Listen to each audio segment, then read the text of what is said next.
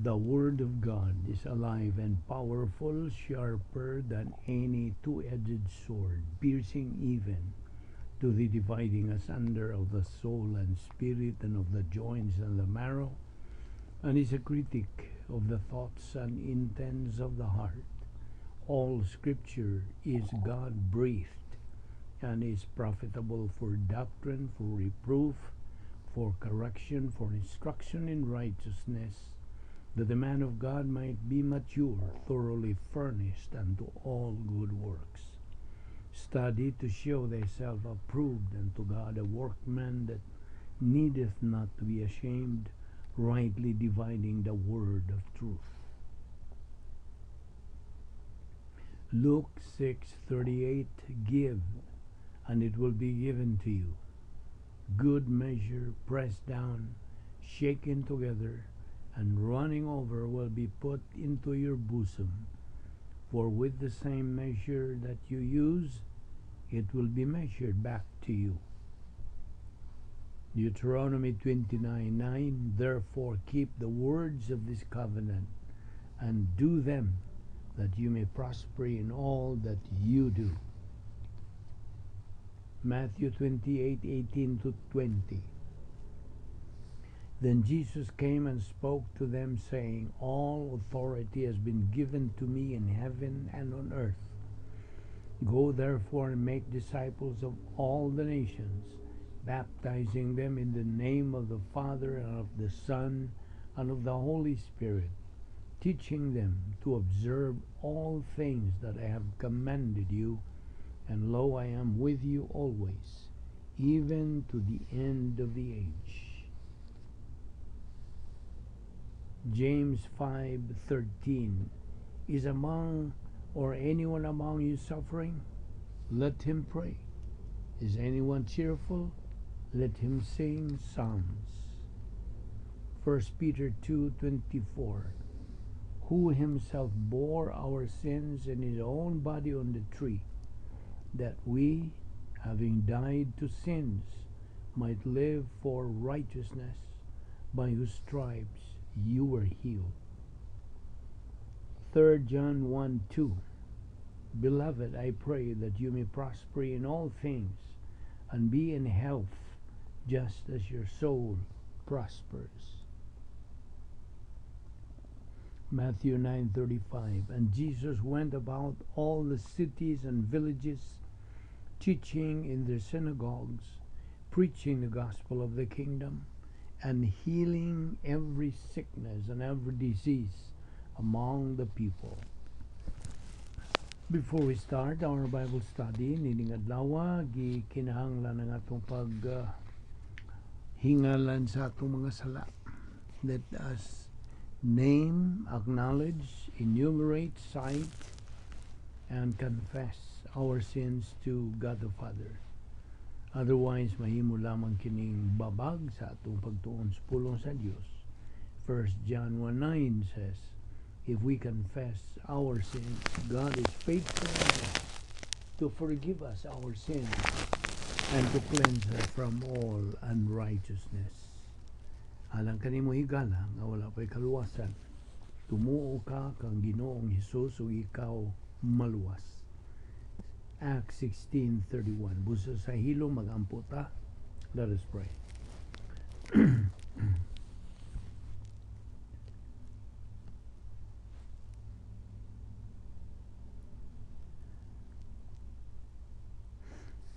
Bala na mga Dios, nagapasalamat kami kanimo ninilayan sa mga adlaw. Ngayon mong ipadangat kanamo sa among pagpadayon sa pagtuon sa mong pulong. Bani kami karon pinagis pagtudlo kanang balang Espiritu Santo aron kami magkakaton og dugang kamatuoran ikan sa imong mga pulong. Salamat ni among Bible study pinagi sa YouTube. Kining tanan namong ipasalamatan sa ngalan ni Ginoong Jesucristo. Amen. Well, may adlaw sa tanan nato mga subscribers, mga higala, mga igsuon diyan ni Kristo. Welcome everyone. So niya pa kita makadupot ikaduhan nato kining session sa uluhan the protocol plan of God. Okay, padayon ta. So salvation faith, or the other name for is soteriological faith, kini ang pagtuo nga tukang Hesus Kristo. Apan ang phase 2 faith, ikaduha, faith kini of the faithless life nga nagkahulugan karon ang iyang pagtuo niya ng maong magtutuo. Human naman siya mudawat sa kaluwasan, then adtot siya sa ikaduha nga pagtuo, which means faith is directed toward knowledge of Bible doctrine, ang kasayuran, ang kaalam sa pulong sa Diyos. So there is a parallel here in the principle of appropriation. Ang pagtuo is the mechanism of the acquisition of eternal life. This results in the acquisition of eternal life. Okay? Ang faith sa phase 2, kini nakahulugan nga ang Diyos magaisip sa grasya nga panalangin ngadto magtutuo diha sa phase 2. Spiritual blessings and temporal blessings. Now, balik ta sa phase 1. Ang pagtuo ngadto kang Hesus Kristo kini nakahulugan nga ang magtutuo gipalingkawas na siya gikan sa linaw sa kalayo.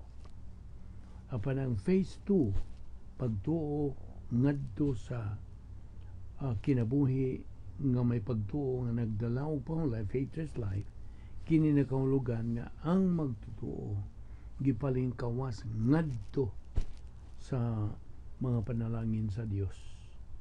By the byproduct kini sa positive volition ngadto sa pulong sa Dios. Now, diha sa Santiago kapitulo 2 bersikulo 14 hangtod 26, kining maong mga bersikulo wa ni maghulagway sa phase 1 faith, kundili phase 2 faith kini. Sundan nig maayo ha.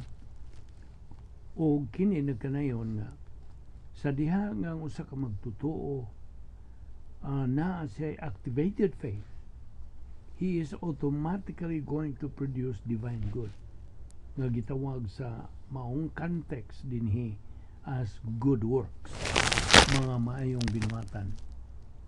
Now, if the faith is activated by positive volition, kini mo resulta sa pagbuhat sa maayong binuhatan, divine good. But if the faith is not activated by positive volition, then it is deactivated or neutralized. Pinagi sa negatibo nga kabubuton nga mo resulta kini sa production of dead works. Kita ni mo ang diferensya. Ang activated faith due to positive volition will result to unsa iyang pagdawat sa kamaturan. Kay faithless life naman ang iyang tumong sa iyang pagtuo. So, kung giingon nimo nga if the faith is activated by positive volition, mo resulta kini sa iyang pagbuhat o mga mayong binuhatan nga Diyos nun. Apan ko ng pagtuo wa ma-activated, not activated positive volition, then it is deactivated. It is neutralized tungod sa negatibo niyang kabuton nga mo resulta sa iyang pagbuhat o mga maayong binuhatan pero patay, dead works. Busa na ay gitawag na itong equation na itong tanawon sa di madugay. But here again is the cross. Okay? Na ay cross. Hulagwaya lang ang cross, representing the point of salvation. Now, ang pagsuod sa magtutuo ngadto sa iyang pagkadugtong paghiusa kang Kristo, this is the union with Christ, position of eternal life. O gawas pa niya na nahimo na siyang sakop sa arianong panimalay sa Diyos o giisipan na siya sa pagkamataron sa Diyos positionally sanctified, elect, predestined, kay kining magtutuha is a priest, and so on. So, dili na matangtang, di na mawagtang kanang iyang pagkahiusa, ang iyang relationship. Apan, ang Operation Bottom Circle, mao ni gitawag na tuog temporaryo kini nga pakigamitay sa Dios. Temporal. Nga namang temporal man. Oh, by the way, kining temporal fellowship with God, otherwise called ni as the filling of the Holy Spirit, redeeming the time, God's spiritual rest, kining maong temporal fellowship with God. Temporal kini kay sa dihang magkasala, ang magtutuo din mugawa siya sa maong fellowship. So mao nang gitawag itong temporal. Now, here is where the believer is walking in light. Kung na siya diya sa sulo sa temporal fellowship with God, the feeling of the Holy Spirit, He's redeeming the time, and God's spiritual rest. He's walking in light. He's walking in truth. He's walking by faith. And here, because the believer is in fellowship, kini nakahulugan, wa siya'y dautan sa iyang kinabuhi. There is no evil in his life. So, he has no mental attitude sins. There is no motivational sin. There is no lingual sin. There is no overt sin. None. Wala. So, wala'y sala diha sa iyang kinabuhi. Which means, ana siya'y hayahay, hanoy, hapsay, relax, and powerful mental attitude. Tungod kay naaman siya doctrinal orientation. Gawas pa na siya doctrinal objectivity, doctrinal confidence, o doctrinal courage. Na siya kaligon, kaisog, kabaskog. And the greater the knowledge of doctrine the believer possesses, the greater the doctrinal confidence and the greater the spiritual self-esteem and doctrinal orientation he is going to have sa iyang kinabuhi. And the greater the category 1 suffering he is going to have, the greater the intensity of it. Now, kikinigong maong pag-antos ni sumala sa kabubuton sa Dios according to the will of God. Now, ang compassion suffering for the salvation of unbelievers, for the spiritual growth of believers pod. Now, mano man ang gitawag man nato compassion suffering. Compassion suffering. Ano bang imong kanang pagsabot sa uban sa ilang kahimtang? So, that is compassion suffering. Alang sa unsa, kaluwasan sa mga di magtutuo. Compassion suffering kanang imong sinati na kay kabugaton sa pagsangyaw sa mga balita sa kaluwasan ngadto sa daghan nga mga kaila nimo, mga sagingan. That's compassion suffering alang sa kaluwasan sa mga di magtutuo o ang espirituhanong pagtubo sa mga magtutuo. Now, by the way, ang usa ka magtutuo nga nagahigugma sa pulong sa Dios, who loves the Word of God, the happiness and the love is so fulfilling, so wonderful, nga buot niya nga uban nga mga magtutuo makaangkon sa sama nga butang. You see, that is compassion. So, now, he has compassion suffering for believers. Now, unsa man iyang compassion suffering? To get plugged into the Word of God. Because he wants them to have the same spiritual blessing nga iyang naangkon usab. You see?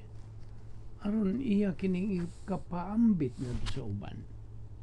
Buot niya nga kini sila makapanag-iya sa sama nga divine viewpoint, historical impact, and ministry nga ang matag magtutuo mo function with doctrine sa ikalawang bahin sa plano sa Dios. He wants them protected from evil in life. Buot niya nga kini silang mga magtutuo panalipdan kini sila ikan sa mga kalautan ining kinabuhiya. He wants problems solved and problems prevented. Now, compassion suffering mo na. Ug ang Dios mo ingnon ta mo sulay ni ining maong mga magtutuo. Sometimes ang Dios mo suway kanila with prosperity. Sometimes He tests them with adversity. Depende. Sometimes with both. O mao nga there is testing or suffering that comes from the evil of others. Kadautan sa uban, the evil of unbelievers, the evil of reversionistic believers, carnal reversionistic believers, the evil of Satan, kung sa mga demonyo. But because the believer is in fellowship here, naman siya sa pakikabitay sa Diyos, then this is the branch and the vine analogy sa Juan 15:1 nga sa 7. Therefore, siya nagmabungahon, he is productive of fruit, o kini gitawag og production of divine good.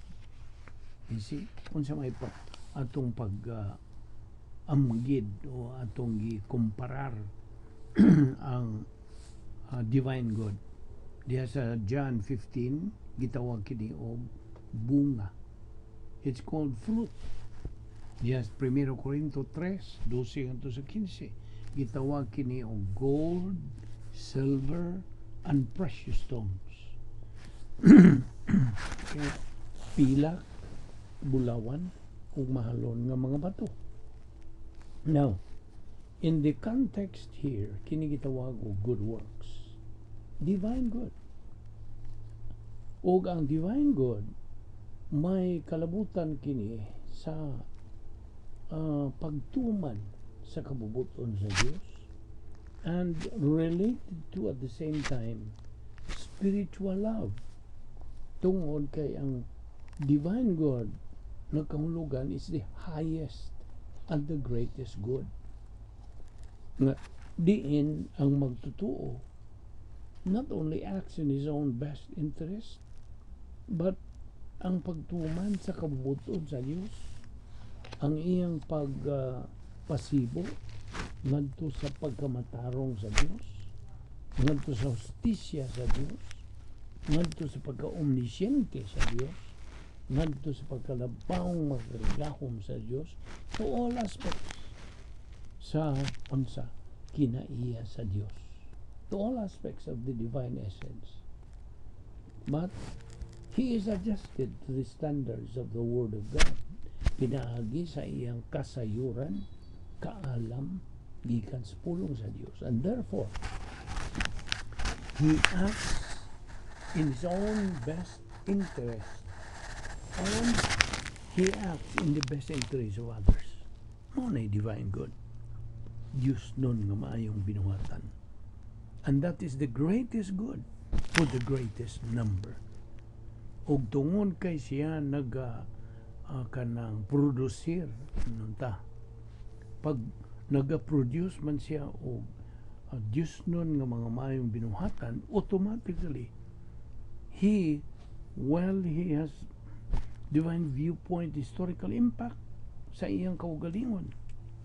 Tungod kay ang matag buhat nga magagawas tungod sa divine viewpoint niya, Diyos nung pangunahuna, ang matag lihok o binuhatan sa pagtuo, every act of positive volition and courage And then, kini nagahatag og gahom sa maong magtutuo to keep on going. Siya magapadayon sa paggawas produces momentum sa iyang kaugalingong kalag. But he also has divine viewpoint, historical impact, and influence on others. Nga kini nagahulugan nga naga-influensya siya sa mga di magtutuo sa pagdawat pagtuo kang Kristo ingon nga manluluwas, ug siya naga-influensya usab sa uban nga mga magtutuo nga sila unta magatubo spiritually. Pinaagi silang pagtuon, pagkaton, pagtuo, paggamit sa pulong sa Dios. Ayaw kalimtik atong slogan nining atong ministry, Operation SLBA. Ayaw na ginakalimti. So, he influences other believers sa uban nga mga magtutuo na nagafunction uban sa kinabuhi nga may pagtuo nga nagdalag pahulay faith's life to keep on going in doing the right thing. You see, ang Espiritu Santo sa iyang post-salvation ministry nagapadayag sa maong magtuo nga siya nagabuhat og sakto, husto, tukma nga butang ug naga-influensya siya sa mga magtutuo who may be out of fellowship to get their attitude changed. Mag-usabon na sila sa ilang kinaiya o yung pagtagad dito sa pulong sa Diyos. Pinagi sa paggamit sa unag yung kasulbaran sa suliran nga rebound and get back in fellowship. And so they get plugged into the Word. O paminaw. This is the kind of believer nga paggagamiton sa Diyos. Yes. Kinira. This is the kind of believer that God uses. Kay kini siya naga-operate usab sa upat ka mga balaod, the four laws. Ano sa katuto? Laws of liberty, laws of love, laws of expediency, and laws of supreme sacrifice. Mga balaod in which he orders his life in such a way that he is adjusted sa patakaran sa kamatuoran sa pulong sa Diyos, that he provides no excuse for a believer to reject doctrine and no excuse for an unbeliever to reject Christ as Savior tungod sa iyang manner in which he conducts his life. So there is an equation. Numno ka? Ako kung giingnan. There is an equation related to faith and deliverance. Pagpalingkawas. Ang matag dili magtotoo, every unbeliever, ana siya'y kanang puruhan nga makatuo. He has the ability to believe. And that is faith resident in the soul. So kung bahin na kaluwasan, ang object, ang tumong sa pagtuo sa maong magtutuo, mo si Jesucristo. No, inumdum ka sa Acts 16:30 and 31, Sirs, what must I do to be saved? Believe on the Lord Jesus Christ and thou shalt be saved. Now, so, kung bahin sa kaluwasan, ang pagtuo is directed ngadto kang Ginoong Jesucristo. Acts 4:12 says, neither is there salvation on any other under heaven given among men whereby we must be saved. There is only one way to get eternal life ug kana maong pagtuo kang Kristo. That's faith alone in the Lord Jesus Christ alone. There is no other way to get eternal life. Wala. Kung balik-balikon yun aron masilsil gyud imong alimpatakan kay daghan pang nagasunod ka nato nga di pag yun magadawat ni maong kamatuoran. Wala ba tayo gitudlo dinhi nga dili kamatuoran, polos ang kini mga kamatuoran gikan sa pulong sa Dios, gikan sa Biblia. Wala man tayo laing tinubdan ang Biblia rawan.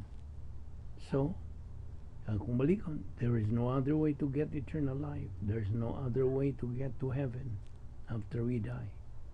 It's believe on the Lord Jesus Christ and thou shalt be saved. That's salvation. Mao na ang kaluwasan. Ato ni padayon ba? Kay di ta gusto mo sobra sa gigahin natong panahon. Okay? So, ayog sipiat sa pagsunod ni ugma, pagpadayon bahin ni ining mga butanga bahin sa protocol plan of God. Bagaan po. Amahan na mong langit no, nagpasalamat kami kanimo ni ining matamis na higayon sa among pagpaglumitay kanimo sa among mga pulong. Inaawag ko mga himong dugang panalangin sa among kinabuhi. Dada kami pagbalik ugma din Salamat niya mong Bible study pinagi sa YouTube sa Balbido Evangelistic Ministry kining tanan among gipasalamatan sa ngalan ni Ginoong Hesukristo. Amen.